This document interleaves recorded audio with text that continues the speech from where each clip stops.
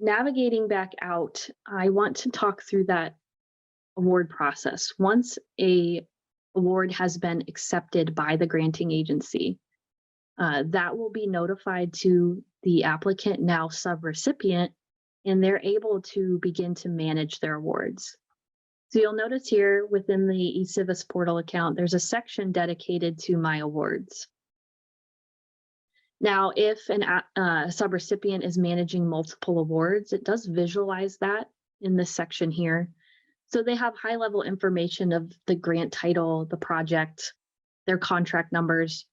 So if they are managing multiple awards throughout the state, they can come into this section. They have a unified and central location to manage each of those awards. Now we're going to really step into the shoes of the post-award management piece. So this will open up an award dashboard. And within that award dashboard, the subrecipient is able to see all of the pending tasks associated with their award. So these are the compliance reporting requirements, and those task types are visualized as well as the due dates. And so these due dates indicate when that particular task is supposed to be submitted back to the granting agency. Now they have options to interact with each of these tasks. They have filtering tools to bring those in alignment to the tasks that are due, the most recent tasks that are due. Within these action items, they can create the task from this section, or they can mark the task complete. Scrolling down a little bit further, as subrecipients are submitting those tasks to the granting agency, there is a table called award activities in which they can see all of the interaction that they've done so far within the life cycle of this award. So you'll notice here, it will visualize the reporting type, when that reporting period was indicated, who created that. So in this case, in this particular award, there's one individual that is creating these. But I will mention that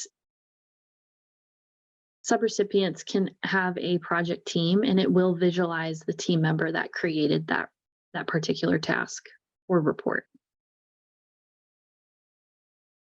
This column will indicate the current status. So this, again, visualizes to the subrecipient the status of this particular report. It will let them know, even by clicking in, who's approving it, and as it's going through its necessary approval pathways for the granting agency. Anything that was an external comment is visualized to that subrecipient so that they can review that and have that historical data as well.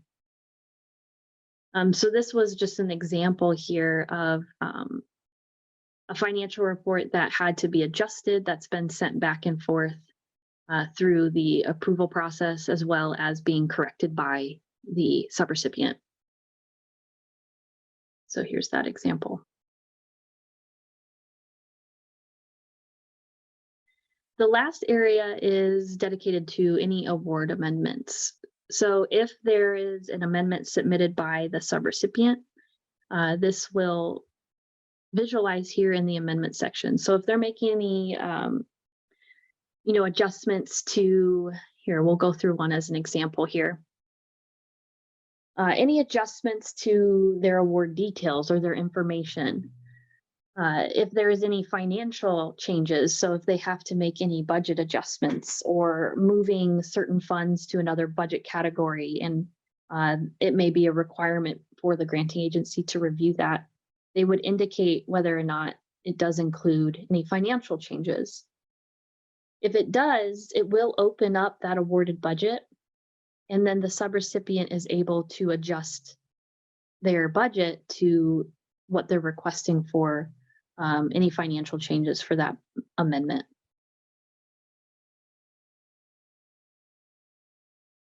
In addition to going through that process, they're able to continue, and there is a section in which they will attach files as well as provide a full amendment narrative. This is a required field, so they're going to explain the requests that they're making in this amendment, and then they're officially able to upload any documentation as well as submit this amendment for review.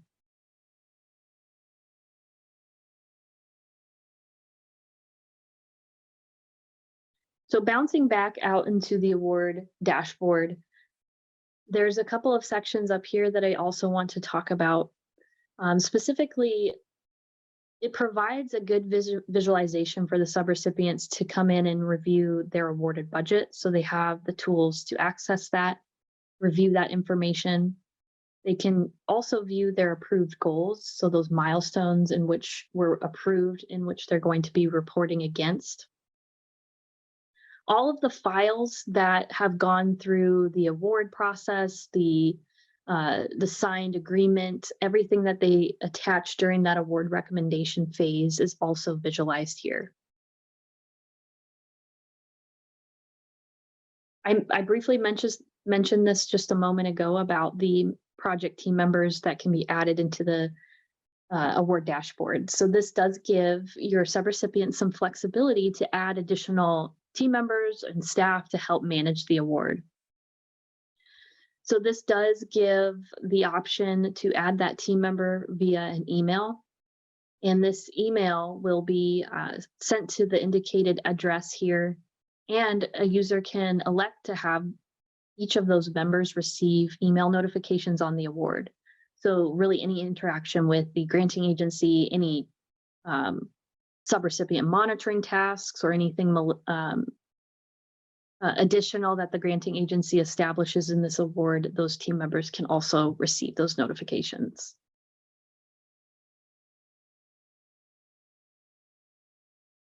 You also, as a owner of your portal account and of this award dashboard, can remove team members and then additionally edit whether or not you want to have them receive those notifications.